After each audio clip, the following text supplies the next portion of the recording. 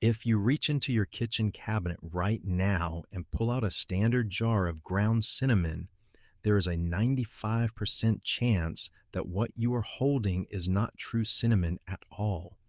In fact, inside that ordinary spice bottle is a naturally occurring plant defense chemical that your liver treats not as a nutrient, but as a direct biochemical stressor.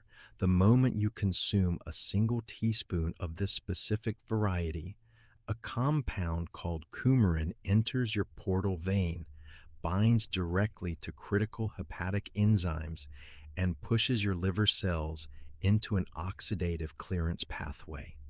Stay until the end of this breakdown because I am going to show you the exact molecular difference between the common cinnamon sitting on supermarket shelves and true Ceylon cinnamon, why your liver struggles to clear the standard grocery store variety, how to properly store and preserve your cinnamon so its delicate volatile oils never oxidize, and the exact daily protocol for how to use it safely.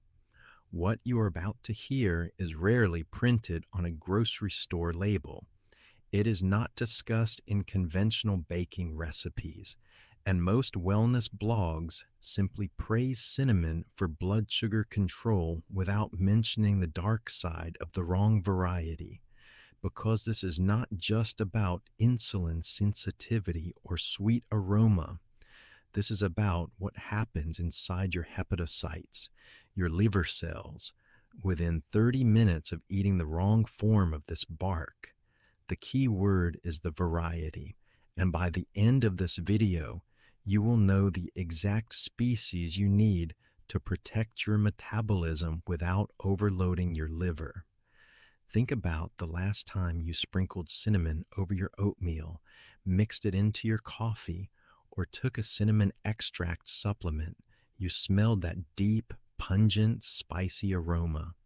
You probably assumed that all cinnamon is created equal, that more is always better, and that any brown spice labeled cinnamon delivers the exact same health benefits. Here is what nobody told you about that pungent smell. That overpowering sharp aroma is the signature of Cinnamomum cassia, commonly known as Cassia cinnamon.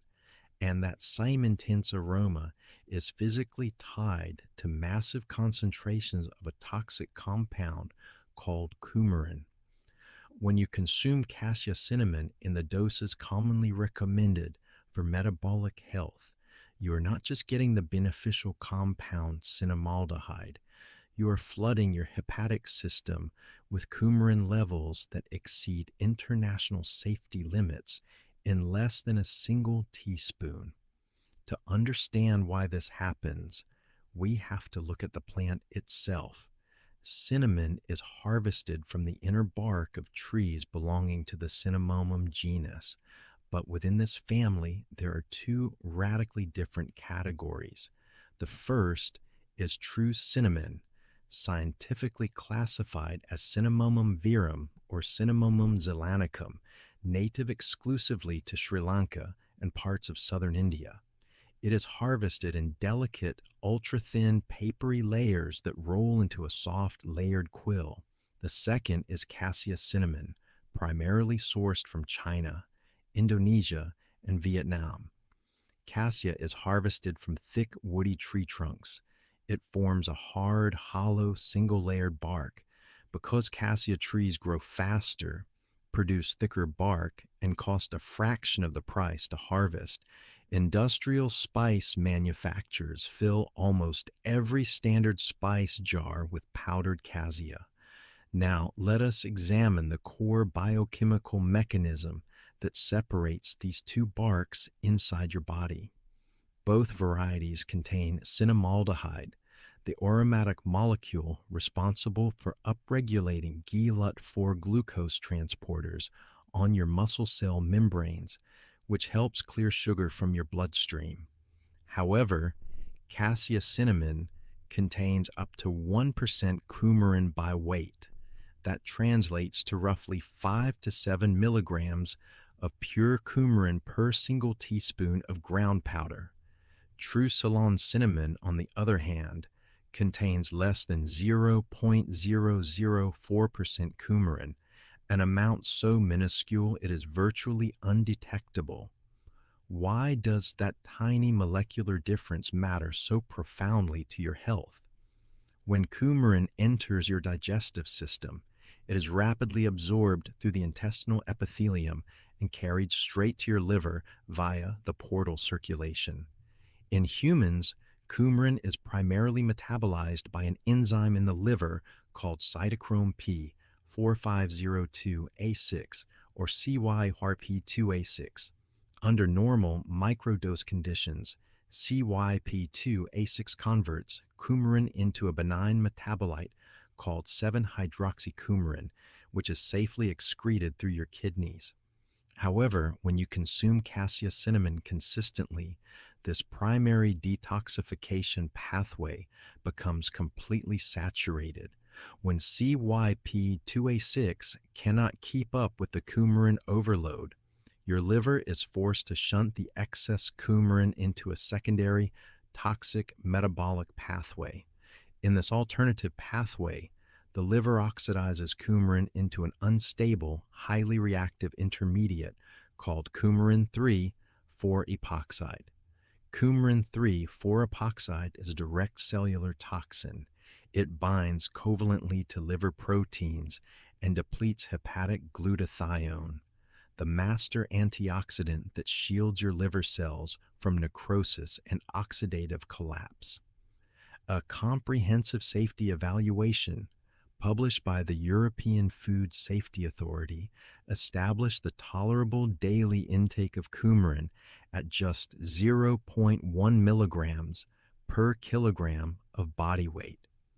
For an average adult, that tolerable threshold is completely breached by less than 1 single teaspoon of regular Cassia cinnamon powder per day.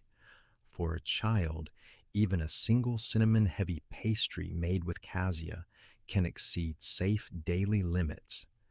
If you are finding this breakdown valuable, take a second right now to like this video and subscribe to Food Code, because what I am about to reveal next is the paradox that catches almost everyone off guard.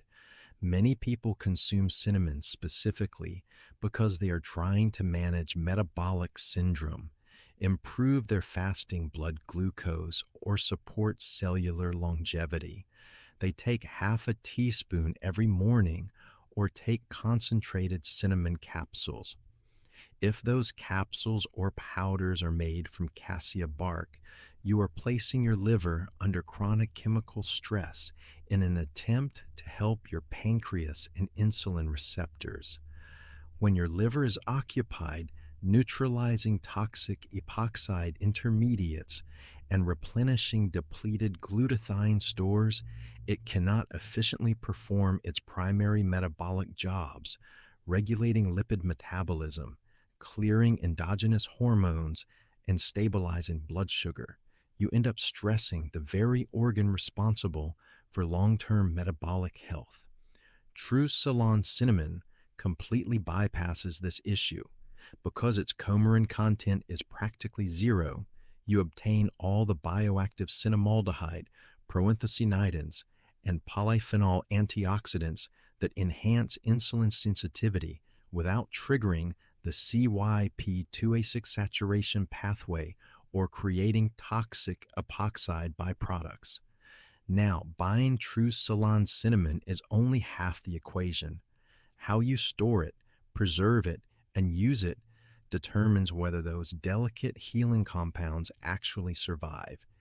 Here is the exact protocol to preserve and use Ceylon cinnamon for maximum biological potency. First, the preservation and storage rule. True Ceylon cinnamon contains delicate, volatile essential oils, including pure cinnamaldehyde and eugenol, that oxidize rapidly when exposed to air, light, and ambient heat. Never store cinnamon in a clear glass spice rack placed right next to your hot stove or in direct sunlight. Always transfer your ground Ceylon cinnamon or whole quills into an airtight dark amber glass jar or a completely opaque airtight tin. Keep it stored in a cool, dry, dark pantry at room temperature. If stored properly in airtight, dark containers, whole Ceylon quills will maintain their therapeutic potency for up to 3 to 4 years, whereas ground Ceylon powder should ideally be consumed within 6 to 9 months of opening to prevent the oxidation of its bioactive polyphenols. Second, the whole quill grinding advantage. Because Ceylon cinnamon bark is remarkably soft, brittle, and layered like paper, you can easily break off pieces by hand and grind them fresh in a simple spice grinder or mortar and pestle. Grind in small batches every 2 weeks keeps the essential oils fresh and delivers significantly higher concentrations of active cinnamaldehyde compared to pre-ground powder that has sat on a warehouse shelf for a year. Third, how to use it for peak metabolic delivery. Cinnamaldehyde is fat-soluble and thermally resilient, but prolonged hard boiling can degrade its aromatic polyphenols. The best way to use Ceylon cinnamon is to add 1/2 to 1 full teaspoon directly to a carrier medium 15 to 30 minutes before or alongside a carbohydrate-rich meal. Stir it into your warm morning coffee, along with a source of healthy fat like a teaspoon of grass-fed butter or coconut oil to optimize absorption.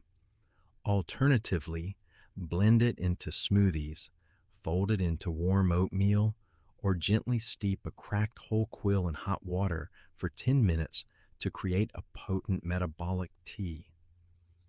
After today, you are no longer someone who blindly grabs a spice jar off the shelf.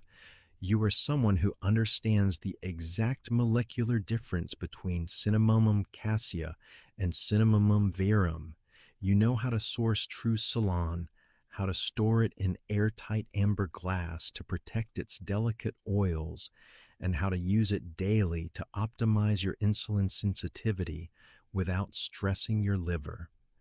I want to ask you something specific.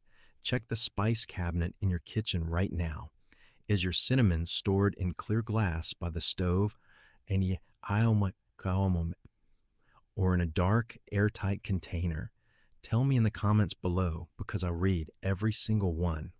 In the next breakdown, I'm going to show you what happens inside your stomach when you combine raw garlic with hot oil versus cold olive oil, and the critical 10-minute window that determines whether its most powerful compound ever comes to life. Make sure to subscribe, and I will see you in the next code.